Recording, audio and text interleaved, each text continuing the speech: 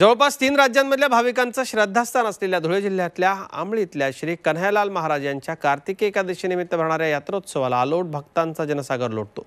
थंडीच्या तडाख्यात 24 तास सुरू राहणाऱ्या यात्रेत तब्बल 6 ते 8 कोटींची उलाढाल होते।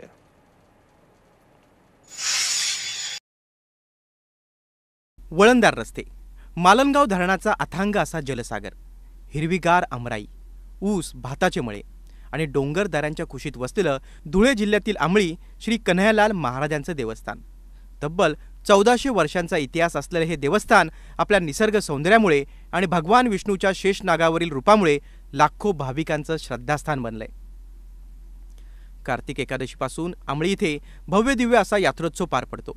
या यात्रेला तब्बल 10 ते 15 लाख भाविक दर्शनासाठी येतात। भगवान लक्ष्मीनारायणाला इथे श्री कन्हैयालाल महाराज म्हणून संबोधलं जातं। भगवंताच्या या मूर्तीतून सतत 24 तास पाणी पाझरत असतं। मूर्तीचा एक भाग नेहमी ओला असतो।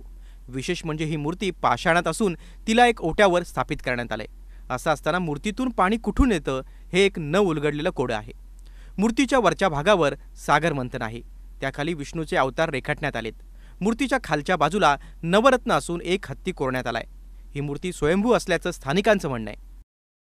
डोंगर रांगांमध्ये आणि आडवळणाच्या वाटांवरती असलेलं कन्हैया महाराजांचं हे देवस्थान, इथली जी मूर्ती आहे ती वैशिष्ट्यपूर्ण अशी मूर्ती आहे। शेष नागावरती विराजमान आणि निद्रावस्थेत असलेले विष्णू भगवान इथे आपण पाहू शकतो। विशेष म्हणजे इथे अनेक प्रतिकृती या पाषाणात कोरण्यात आलेल्या आहेत। समुद्र मंथनाचा जो देखावा आहे, जी प्रतिकृती आहे ती इथे रेखाटण्यात आलेली आहे। विशेष म्हणजे निद्रा अवस्थेतलं उत्तर महाराष्ट्रातलं किमान हे एकमेव मंदिर आहे असंही बोललं जातं।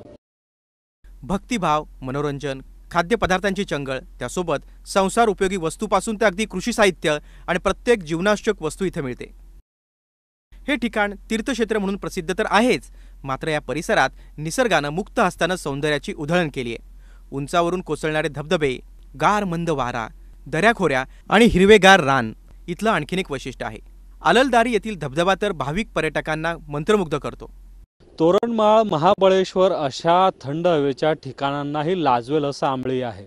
या ठिकाणी अलालदरीला जे डोंगर रांगा आहेत आणि तिथून कोसळणारे जे धबधबे आहेत ते अत्यंत मनमोहक असे आहेत आणि अतिशय उंचावरनं हे धबधबे खाली कोसळत आहेत आणि दऱ्या खोऱ्यांमधून वाहणारे हे धबधबे आणि इथलं जे निसर्ग सौंदर्य आहे हे पाहून निश्चितच येणाऱ्या प्रत्येक पर्यटक हा मनमुराद आनंद इथे घेऊ शकेल आणि अतिशय शांततेच्या अतिशय चांगल्या मनस्थितीत तो इथून परतू शकेल अशी इथली एकंदरीत निसर्गाने निर्मिती केलेली आहे। आणि भरभरून निसर्गाचं हे दान पाहण्यासाठी आपणही एकदा आंबळीला आलं पाहिजे अशी इथलं निसर्ग सौंदर्य आहे।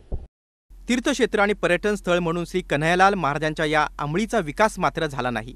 रस्ते, पाणी, राहण्याची व्यवस्था अशा पायाभूत सुविधांच्या अभावामुळे वर्षाला लाखो भाविक इथं येऊनही त्यांना भगवंताच्या दर्शनासाठी मोठी कसरत करावी लागते। निसर्गाची उधळण पाहूनच श्री कन्हैयालाल महाराज या आंबळीत विराजमान झाले। त्यामुळे या भागात आदिवासी बांधवांसोबत गुजरात, मध्य प्रदेश आणि महाराष्ट्रातील कानाकोपऱ्यातून भाविक दर्शनासाठी येतात। पर्यटन विभागानं या ठिकाणी आराखडा तयार करून विकास केला तर हे ठिकाण उत्तर महाराष्ट्रातील सर्वाधिक प्रेक्षणीय ठिकाण ठरेल। प्रशांत परदेशी, झी मीडिया, धुळे।